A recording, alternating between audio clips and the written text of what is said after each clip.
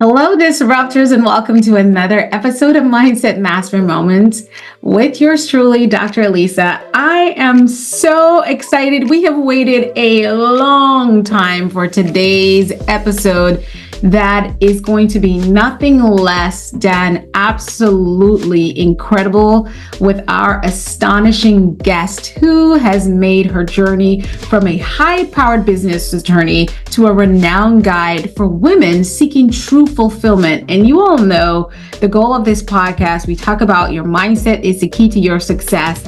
And it's all about creating a life that's filled with peace, passion, abundance, and ultimately just being fulfilled truly at the core of who you are. Today, our guest is none other than the founder of the Beyond the Edge retreat. Again, that is Beyond the Edge retreat, and you will get to meet her. She is here with us, and she's going to share her story of radical self-love, transformation, and the power of pleasure in achieving success. I mean, just think about it. So, Sloane is our special guest. Come on through to the Mindset Mastery Moment stage. We're so excited to have you.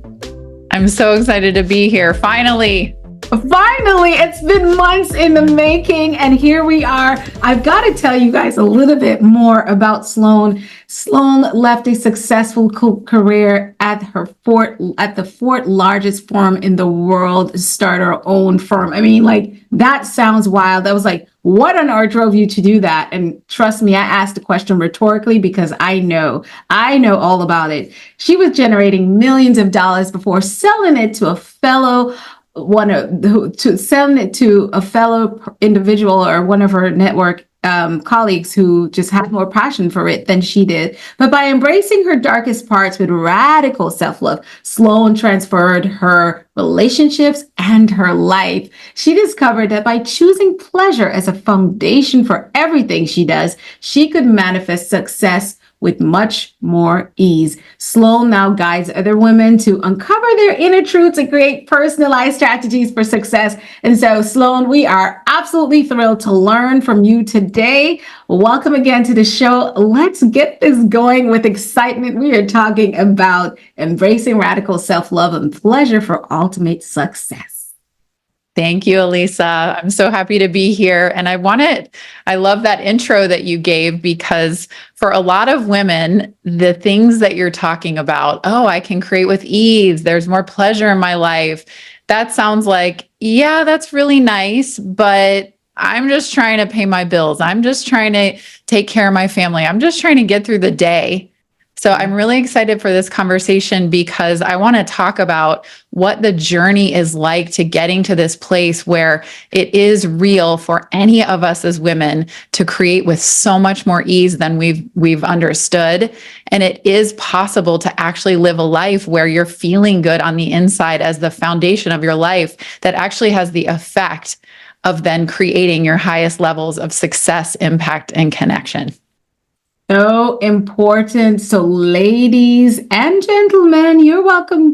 But we would say, because this is a core niche that Sloane works with. So ladies, if you're not leaning in heavy, I would tell you get notes, pads, and we're going to tell you how to connect with Sloane. But this is definitely an episode for you and I, because as a woman, I am still working on my journey of completely being at ease as I walk in my purpose-grounded life towards completely embodying fulfillment. So Sloane, your journey is one that's truly inspiring. I have read about you. We've met before, we've talked, and I follow you on social media. Let's talk about that incredible transition that I know a lot of us heard about, you being this powerhouse business attorney and then moving and shifting from practicing law at that high level to working in hosting these incredible retreats beyond the edge. Tell us, what was that shift like for you, and like what happened in your thought process and your mindset to even do that? Well, I was a business lawyer. And as I said, I had actually spent 5 years at the fourth largest law firm in the world. And in the beginning, I was thrilled to have this job. I was so excited for the money in the corner office. And as it does when we chase after money and power and prestige, it quickly lost its luster. And within the first year of working there, I had become really miserable. This job was kind of soulless. I was a new attorney, just working on paperwork and doing huge M&A deals, buying and selling companies. And still for the next 4 years, I stayed at this job. I couldn't find a way to leave. At that time, I was really stuck in a victim mindset of, frustration with my husband at that time that he wasn't doing certain things so I could leave this job. And there was a lot that I was embroiled in. And finally, after 4 years of working there, I was like, I have to change this. And I got this idea through a friend I met that I could just become a contractor attorney. I could leave and I could just start doing legal services for people on my own. Yeah. And so another year passed and I finally got the courage to leave. I had my daughter at that point, and it really struck me like, is this how I'm going to raise my daughter to be thinking, she has to grind it out and push and work so hard to make money? And I just felt like, no, it's really not what the example that I want to be giving her. Yeah. So not the life. I took this big leap. I start my own law firm, and the first 6 months of my own firm, I only made $12,000.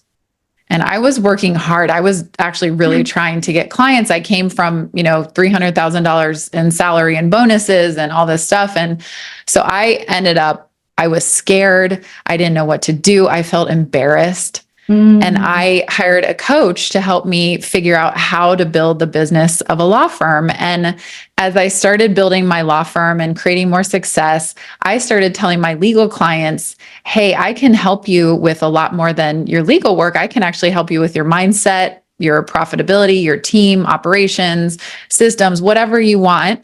And I started offering them to contact me for $99 a month. They could contact me as much as they wanted, and we would do coaching, basically. Yeah. Yeah. And along this way, I was working with a mentor who was like, hey, would you ever think of becoming a coach like me?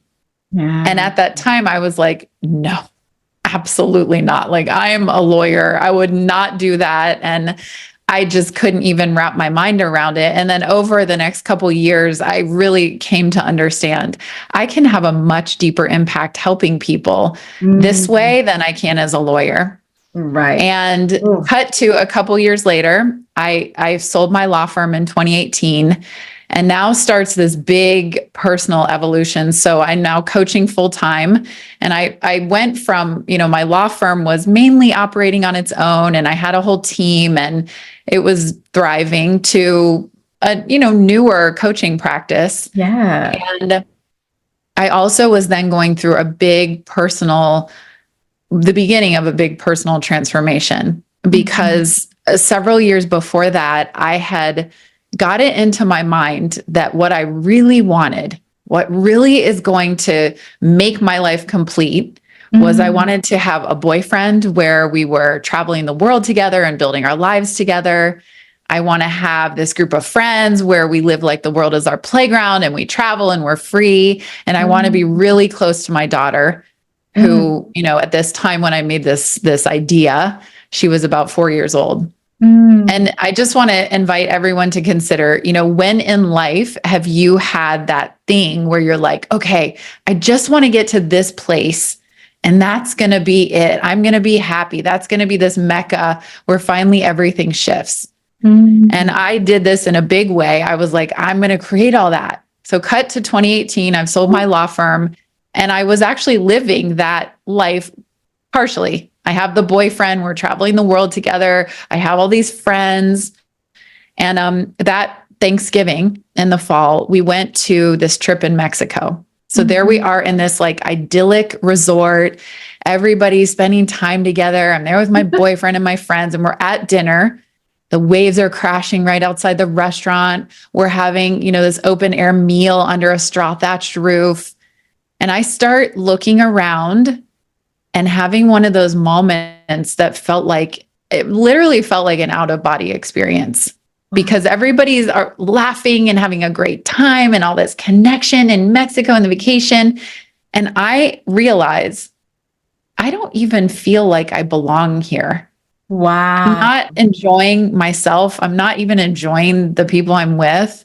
Ooh. I'm not that close to my daughter. That's the big piece that's missing. I wasn't feeling really connected with her. And when I was going home from this trip, I was scheduled to host a policies and procedures retreat for attorneys because Mm. at that time I was working coaching lawyers and helping them grow their law firms. Mhm. And everything was just off. So I have that sense. And then the next morning, and my boyfriend and I, we were in our room and we got into this huge argument. And this is actually an argument we've been having again and again over months. Yeah. And in his frustration, he says, "We can't keep going on like this. Why don't we just get married?" And it was something about him saying that was so like far from what I wanted for a relationship. Like we're going to Seemed solve like our it was problems, so, right? yeah. Right? By a marriage, that it finally snaps me out of all of it. And I'm like, I have to change something. I Right. have created all I ever wanted and more. And here, this is what I'm experiencing with Fulfilled. this man, with these friends, with this life. It's so beautiful. I'm so grateful. And it's nothing like what I actually want. Mhm. So after this trip, I decided to change my life. And this is really where the beginning of the self-love and the foundation of our conversation today comes in, because I start disconnecting from everyone. I asked all my friends for space. I canceled all my travel. I really went to serving the clients I was just serving at that time, focusing on my daughter and focusing on myself. And it Yes. ended up being this 5-month solo sabbatical journey that continued, Yes. but it was really serious for 5 months of just being on my own and working with coaches who were helping me to really look at, who am I? How have I gotten to this place I'm at? Right. And most importantly, what do I really want for going forward? Absolutely. And it was from there that I really started to shift my life. And I'm so excited to dive into what Oh happened my from there. goodness. That's the foundation of our chat. Oh my goodness. And the thing about the pivot is you listened. I want to say, I feel like almost everyone will have these moments at different times in their lives. And then I feel like there's also that major, I always talk about the push of pain or the pull of purpose that launches you into it could if you let it, right? So I felt like you had a push of pain because everything you thought you wanted was almost like cringing, like nails on a chalkboard. It's like, oh, I wanted this, and now it's all sound. It feels like nails on a chalkboard. And then it was actually your higher self, in my from where I come, or my perspective, pulling you to move into that space. And the issue with a lot of us, I feel like why we don't say yes is because we have to let go of so many things. You had to let go of your friends, for at least a while and redesign those relationships. And then the boyfriend. My question is for you with your own story. How often do you meet women who actually have kind of had to walk away from a lot of what they thought they wanted or what they choose or chose because it was seemingly the right thing for money, prestige, whatever it was, and they have willingly gave up or had to give up? How often do you meet and coach women in that space? I think that's actually a lot of people. And I want to be clear, my journey and this experience were kind of really extreme. And I like to tell people, you don't have to go to the extreme because I have. So most people don't have to go leaving everything behind like I did. I mean, that really just shows how far out of alignment I had gotten with myself. And there is a track for us as women that society will have us on. And by the way, there's a track for men too. Okay. Oh, yeah. Like you said, I focus with women, but this is Yes. for everybody. Yeah. The this track for applies. women that society will have us on is work hard, keep doing the right thing, make sure people are pleased with you, develop your career, your kids, your family in your 20s and 30s, and your 40s, keep going, get busier, more career, lose yourself a little bit by bit along the way. 50s, it keeps going. Usually, sometimes, hopefully, something happens along this path. Yes. Where we get the chance to wake up. And hopefully, for people, it's sooner rather than later. And the wake up is something like, whoa, things aren't going how I thought they would go. Right. I'm not in the place I thought I would be, or this doesn't feel like I thought it would feel. I need to do something different than this track that I'm on by Right. default. Yes. And so most people have some version of, when I start to look at the truth of my life, there's a calling in my heart for something greater that Yes. I don't know how to do that. I don't know what it means to my life and letting go. And I'm ready to start looking because I'm ready to really step into the life that I know is possible for me, even if I don't know how to get there. And so what would you say to the women listening right now that may be in that space of, this does not feel right, even though I wanted it, even though I built it? What kind of mindset should you encourage them to shift to so they can gradually, like you said, yours was radical. Mine, listen, mine was pretty radical as well.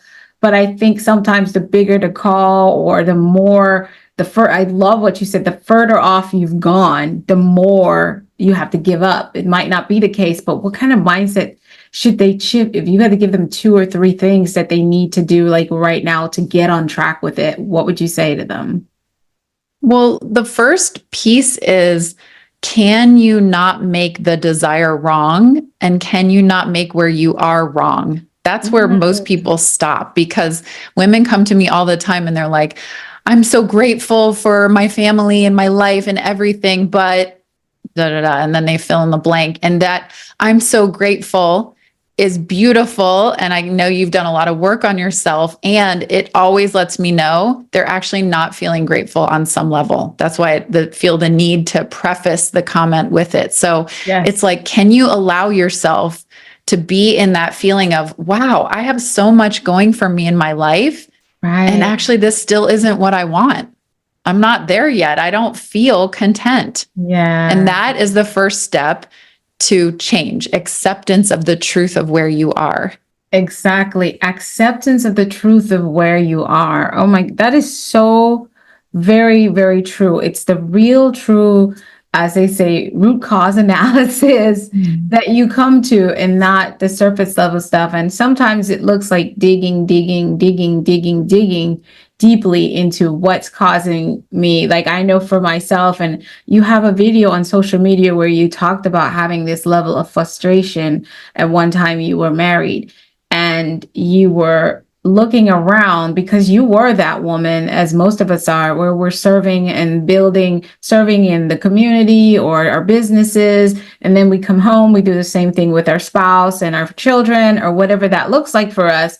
And we're like undone. No one really realized, because we are really wearing that superwoman cape. And I'm so anti us feeling. That's why I love what, you talk about. I can't wait to go even deeper, being at ease and being, having pleasure. So that's just so uncommon. When you talk about pleasure for us, like, that's not a thing. We don't have that. We get to be superwoman, and that's become the crown and achievement.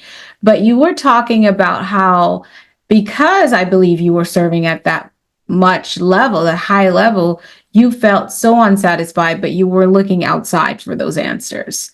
And it was like you were pinning the blame on the husband or whatever, and it was not about you. Can you walk us through that? Because I feel like a lot of us women, particularly, and I call it for myself, I call it the martyrdom syndrome. It's like, because it's like you're doing all the good stuff, but then I feel like when I was that, I still make sure that I'm not doing it. I'm like conscious. So, like, you always talk about self-awareness is key. It's like, now I'm like, okay, are you going to say yes to this person or this thing, this event, and then whine about it? Because if you're going to do that, don't even bother. So you were saying in that clip that you were pinning it on everyone. Talk to us about how you managed that mindset of, I call it the martyrdom syndrome, to understanding self-awareness and then taking responsibility for your own happiness, pleasure, so to speak. Yeah. The martyrdom syndrome is such a good way to call it. And if you think about it, at the core of it is this idea that almost everybody is operating from, which is, if I could just organize everything on the outside of my life in the most ideal, optimal way, I'm going to finally feel good. Yeah. And sometimes the martyrdom syndrome comes because part of that organization is I need people to be pleased with me and happy with me, and I don't want to feel they're upset. And it might be on an even deeper level that it might mean losing a person, or it might seem like it could mean losing a person if I don't martyr myself. Martyr.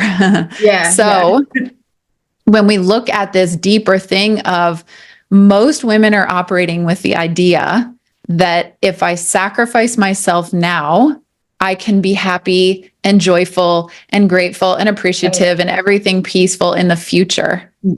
And all of my work, and where actually the story where I left off, where it led me, was to this realization that I had really come to kind of the height of pleasure experiences. And when I say that, I mean traveling the world, adrenaline-based experiences, trying the best food, even sensual, sexual experiences. I was like, I wanted to dip my toe in everything and try it all. And it came to this point at that time in Mexico where then it's almost like I have it all and I feel hollow and empty inside. And so where the journey led me in that exploration with myself over those 5 months was I wiped out all of that. I wiped out all external pleasures. And I had to really find, what is pleasure if I don't have people or things on the outside to make me feel good? And what I came to is that there's this idea of what I now call true pleasure. So pleasure, most people think of sex, chocolate cake, travel, adrenaline experiences. True pleasure is actually an experience that you create for yourself on the inside, regardless of life circumstances. Come on now. And the journey to experiencing true pleasure is not something that you just decide like, oh yeah, that sounds good, I'm going to create a beautiful life experience for myself on the inside. It's actually a journey of becoming a woman who experiences it. And the payoff of going on that journey is actually proven by science that when you feel good on the inside, it's from that place that you create your highest levels of impact, success, and connection. Oh, come on.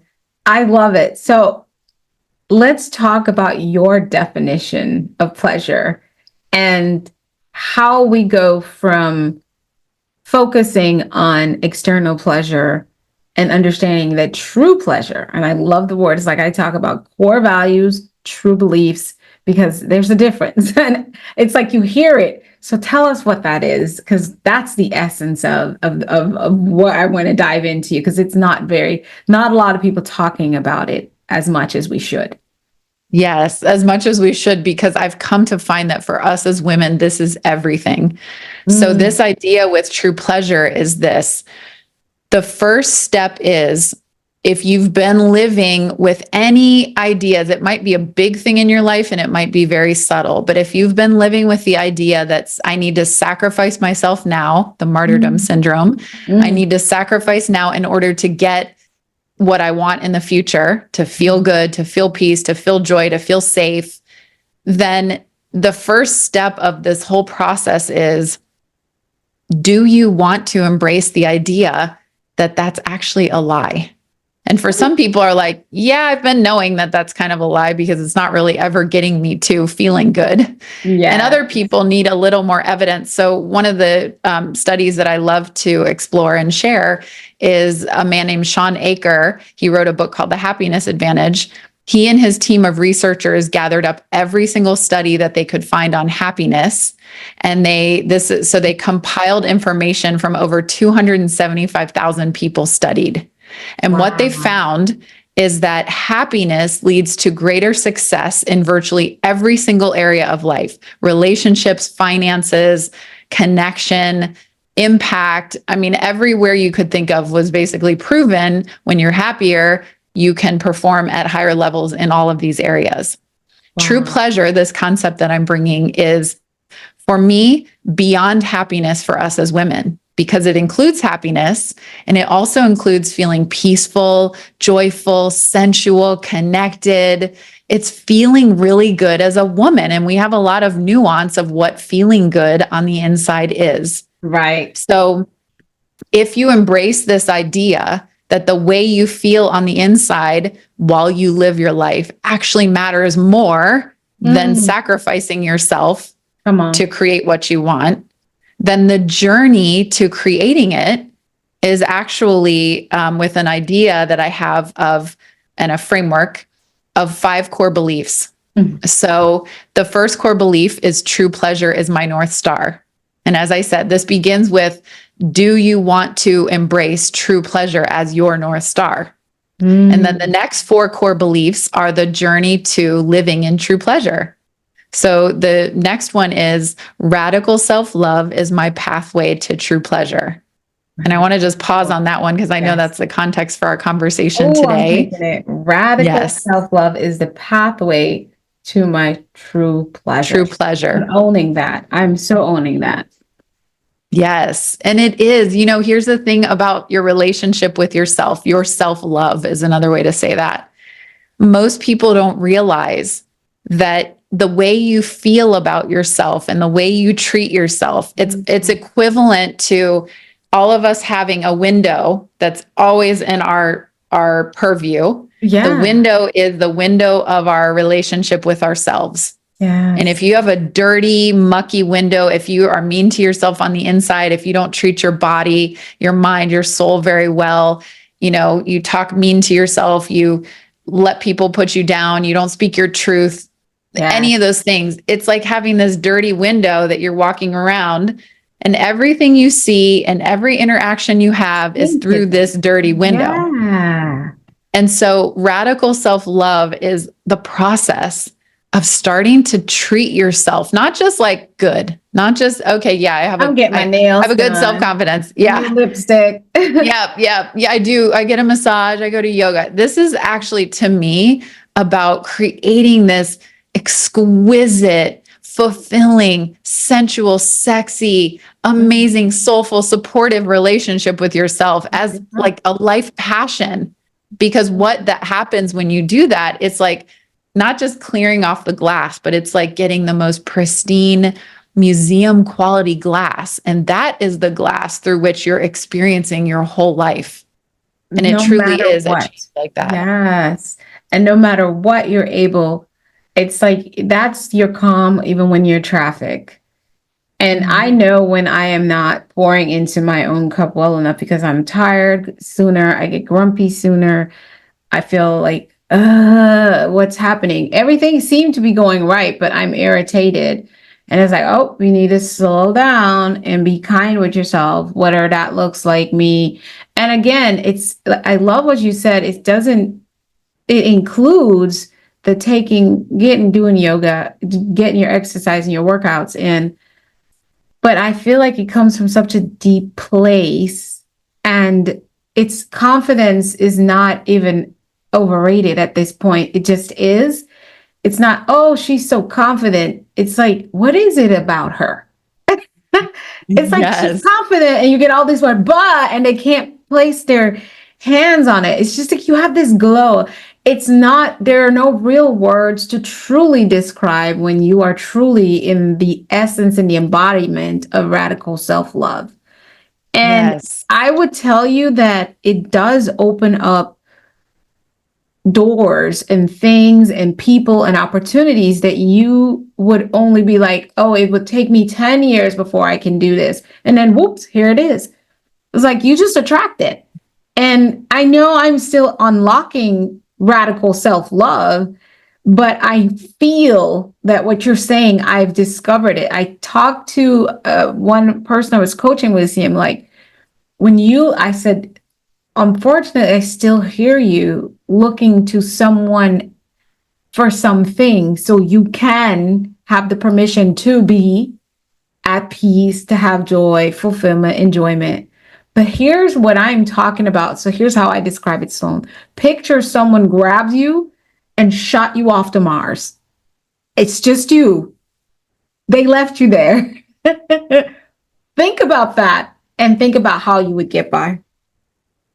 I was like, because the fear of being alone would take you out before the environment that your body doesn't even know how to adapt, or finding food or water. Fear of being alone can take you out on this isolated planet where no other human is.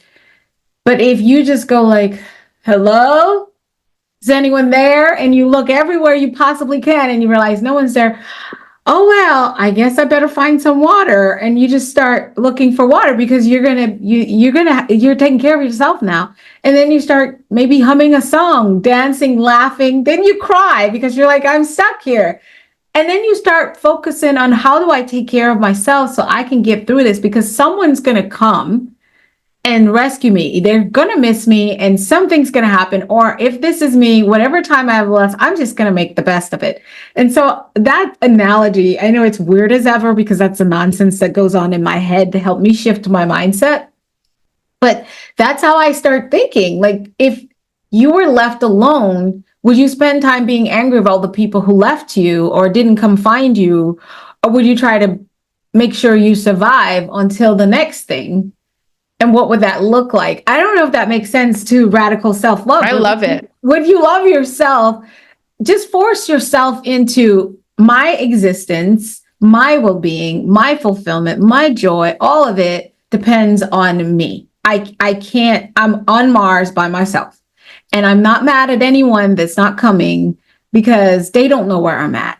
I can't be mad. So forget that. And so it's like, forget, because we look at like, okay, if he hadn't, like you said earlier, you said, it was a year in and you're like, I wanted, he wasn't doing what he was supposed to so I can get out this job. And I'm like, in my mind, what I would tell myself was like, did he tell you to get this job in the first place? Or did you tell him you wanted this job? So it's like, I go back to owning my stuff, and you talk about this a lot. So I think you give this 2 of the 5. I'm waiting for the rest because I'm taking notes.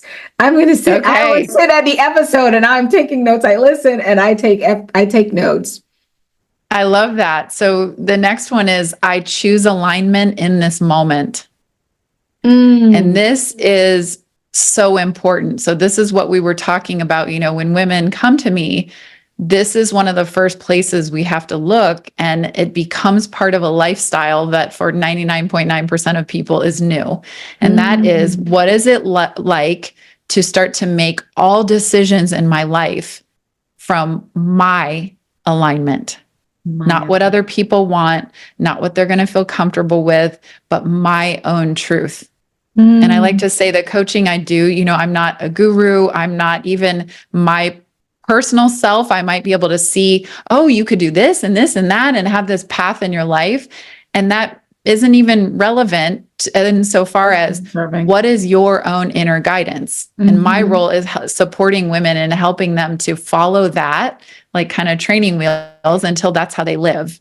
And that's what I had to do in my life when I was alone, is really start to find what is my own guidance guiding me towards. Because if we'll allow it, our inner guidance, and you can call it your soul, God, the universe, divine intelligence, your highest self, is actually guiding us into something way more phenomenal than our minds could imagine, if we'll allow it. Oh, I love that. So the question is, what is my true alignment? Yes. And that is in every single choice we make. So for some people, there are big things that are out of alignment, but the fastest place to start is, where do I already know I'm out of alignment? Yes. You might have had a conversation with a friend that upset you, but you didn't say anything. That's a misalignment. Not saying, hey, can we talk about this? I'm feeling a little thorn in my side about that conversation we had, and bringing it up and speaking your truth. Yes. It might be something bigger, like, your career, though you loved it or you put all this time and energy into it, it's not in alignment for you anymore. And it's finding those things in life and then choosing, I choose my full expression in this life over safety and comfort. Come on, over safety and comfort. You also have this really great clip on your social media as well, where you talk about choices. And I don't want to overlook the fact that you said it's not in alignment anymore. Because a lot of times we don't understand we have a choice. And you talk about you going to the Odessa concert and having the choice to have a different position to be able to enjoy the experience, and that we don't realize that life is truly about those micro choices. And you talk about Gwen Patrol in the movie, I don't remember what it's called, but they showed how if she made this choice, how everything in our life would have gone differently. And so if you can just talk to us about choices, what do we do with regret? It's like, oh, I know I shouldn't have gone down South Lane. I should have gone to 7th Avenue. Mm-hmm.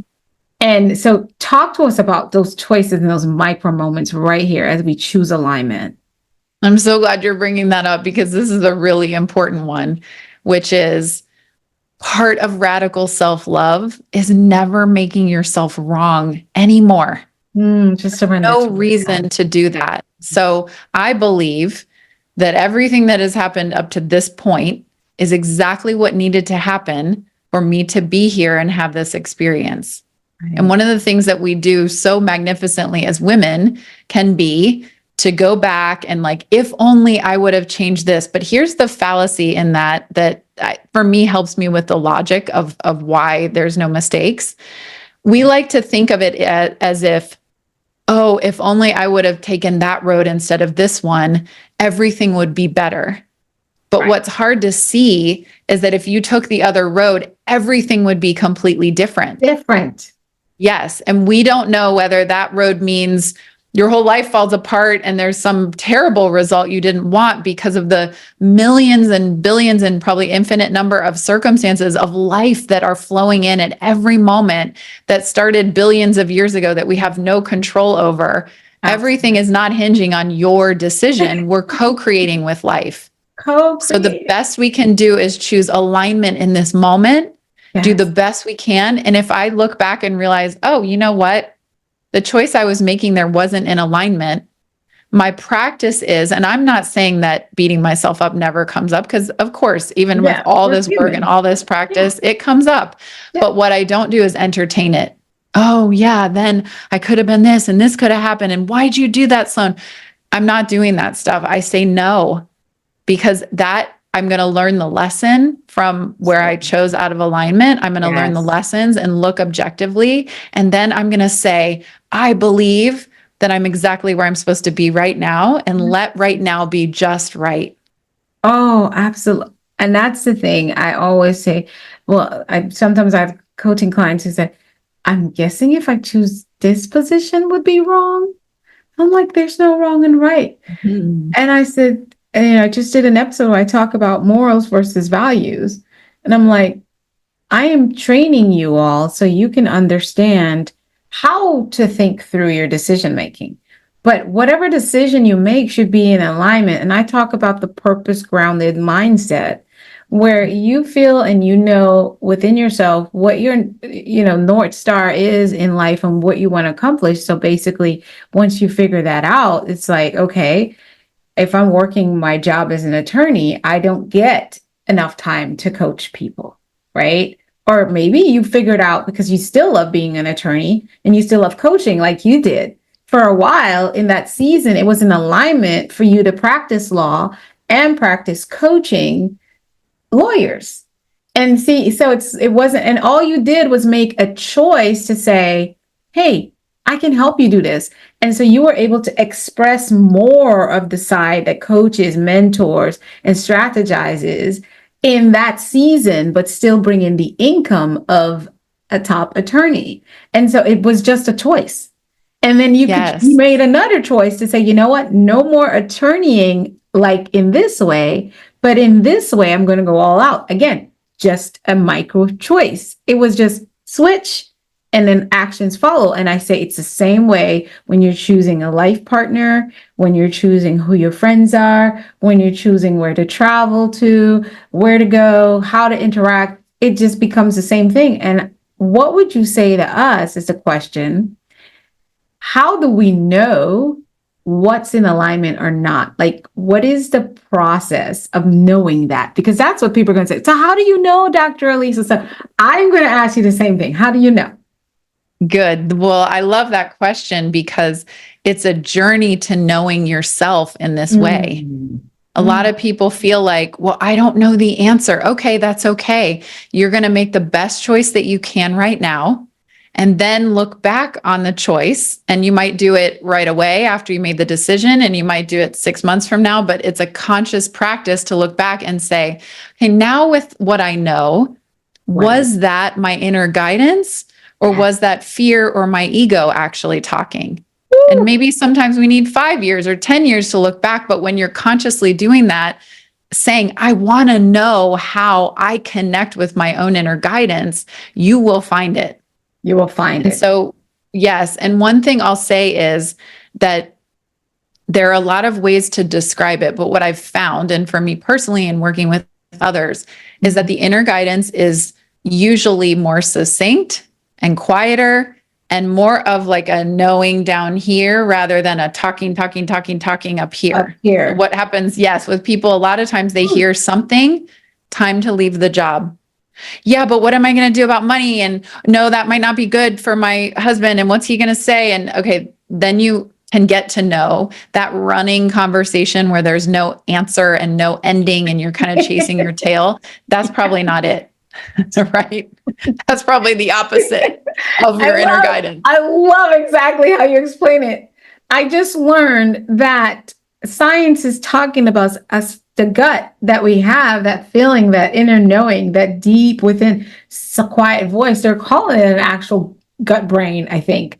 It's new, it's new research. They're like, it actually operates like a brain. So I love that you said that. It was like, this brain can be deceiving at times because it gets so many different conversations. And so one of my colleagues, she was doing an imitation of me.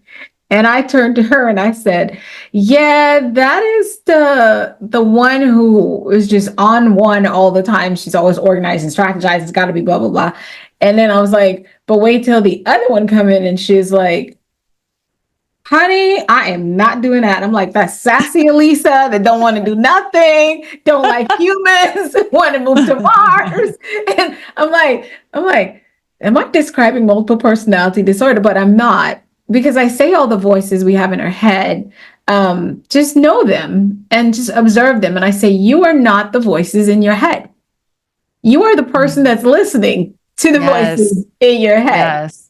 And so the listener, the calm, quiet part of you, whatever that feels like, but I really heard, and you said it, it's that deep, inner, quiet, gentle nudge that says, you know, you probably shouldn't be talking to her that way. You know that when you said that to her, that was very hurtful. You've been hearing this stuff since you were a kid. You weren't as attuned to it as a young 2-year-old, just gimme, want. But as you grew older, while all the other stuff, while fear and everything became larger in your life, that voice, you heard it more. We just silence it out. So if you just, that's why meditation, yoga, or having quiet time, and what you did in your journey, you said, hey, I took 5 months off. You know why that was necessary? Because that would silence the other voices. Because gosh, we got to deal with ours. Then you have your friend saying, no, Sloane, you probably shouldn't quit the law firm. What is wrong with you? Then the honey bunny is like, we should get married. Just putting more stuff on your plate and it's so loud in your head already. It's like you can actually strangle someone. And that's where you get irritated. You're like, I still in the fridge. And that's where these anxious, when you notice you're getting irritated quickly, it's time to turn off the television even, and learn to sit with yourself and work on quieting the voices in your head so you can hear, because now you're not in alignment. The thing you said that I love is you're not wrong or right. I say we can't make decisions above our knowledge. So when I'm presented with 2 paths of quitting the law firm or starting my own coaching practice, if you don't research both lanes and how you can use it, you won't be able to quiet the fear in your head. And you might make one that doesn't work out for you. Either way, now you know better. You make a different choice. 5 years later, you're still cranky at the law firm. You still have the same choice to make that you didn't make 5 years ago. It just never changed. And so people use the gift of choice. Talk to us about being in indecision and how you can sort of give yourself it's an okay signal to just move forward and keep loving yourself anyway? What does that look like in real life? I think in real life, this is a process of loving yourself. And what it looks like is, you mentioned earlier, for a lot of people, most people, this comes about when the pain becomes so extreme. Because what I've found happens, and probably everyone can relate to this, is when you ignore your inner guidance, life circumstances on the outside tend to get more and more extreme. It's like, for somehow, some way, life is turning up the volume. Like, do you want to pay attention now? How about now? How about now? And then you are like, whoa, at some point, okay, I've got to make a change. And for a lot of people, that's the initial awakening of, this isn't working. And Push of pain. there is a way of moving through life. And what we come to learn and find is, you can eventually be guided by your vision, where you're just flowing from inner guidance, and you don't have to keep learning through fear and hard, challenging experiences. Yes. Oh, I'm So that person that chooses to learn from other people's. Yes. Yes. And when you are making choices in alignment, when your life becomes full of your aligned decisions, there actually are no problems. Challenges arise. I'm not saying that you have nothing come into life that you don't enjoy, but there aren't like problems and strife. And basically, you've chosen to not keep learning through fear. And then you're learning through other avenues of just experiencing life and what comes in. Oh, I love that. I have to validate what you said. The challenges come, but it just seems so different. It's like last year I got back from Dubai, I think on a Thursday or a Friday night. And the Saturday morning, my condo in the kitchen, I was cooking. I was in the kitchen, guys. I wasn't negligent. And that thing, whoop, and we had a grease fire in the kitchen. And the smoke and soot and fire department, everything, it just damaged almost all my bed, my sofa, all my stuff, right? I just managed, thank God, my equipment in my office was still, that didn't get touched, but those are things you can wipe down and clean. Because even though you can buy new things, you have insurance and all that, it just sucks, right? And, I was getting ready to launch I got back from Dubai, focused on launching the podcast and the global movement. And it's like, what on earth? I am so close to getting things off the ground. We've got the vision, we've got it clear, and it's just roll out. Why would this happen now? And you feel frustrated, but what I would say to anyone, if you weren't very, very close to me, I didn't happen to mention that was happening, and I was living in a whole nother condo with no furniture, with a mattress on the floor, and I was still working and doing everything. We hadn't started recording a podcast. You wouldn't know, because nothing changed, except I had this extra thing to deal with where they turn off the power and all the inspections and all this stuff is going on. But it took 2 months for me to be back in my new place, and I still haven't refurnished everything yet. But the point is, that stuff happened, but it didn't stop me. It didn't, ultimately might have slowed me down just a little bit for the first couple of weeks, because I was trying to figure out what my new groove is. But boy, they got the computers and things in there, and I was back in my office coaching, doing what I need to do, and just waiting for the time. The thing is, I realized, like you said, it was a challenge, but it wasn't a full stop, and it didn't alter what I knew to be true about where my life is going and what I was called to, because that inner knowing was like, okay, this happens, bump in the road. And I talk about bump in the road a lot, because even if you hit a pothole, you get a flat tire, whatever that looks like, it's just a challenge. It just means you thought you were going to get there at 10:05, but now you're getting there at 12:05, right? It's no difference. Like, the GPS, and Dr. Ellis talks about this in his work, that the GPS will always recalculate.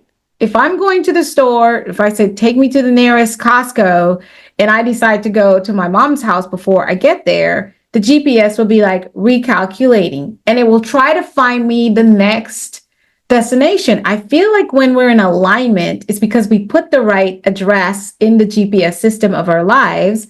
And so no matter what slowdown comes, it's just, you recalculate. You just recalculate. Yes. And Dr. Kareem talked about this on the podcast. This is his whole work. you just recalculate. And what I'm hearing you say is understand that you make these choices. And once you're in alignment and you keep coming back to your North Star, you keep coming back to no matter what, you don't never get off track. You're on the journey, right? Yes, I love that so much. And I actually want to use it to bring in what's the fourth core belief, which is I am magnetic when I embrace my feminine gifts. Ooh. And one of my feminine gifts is my ability to feel. Wow, Disruptors, it is an amazing episode. We had part 1 and you have got to hustle over to part 2. But don't forget to leave a comment to let Sloane and I know that you are enjoying this conversation about embracing radical pleasure to transform a life of success. We are excited to bring you part 2 of this full-blown powerhouse episode. Let's go. Like, share, and subscribe. See you over there soon. Bye.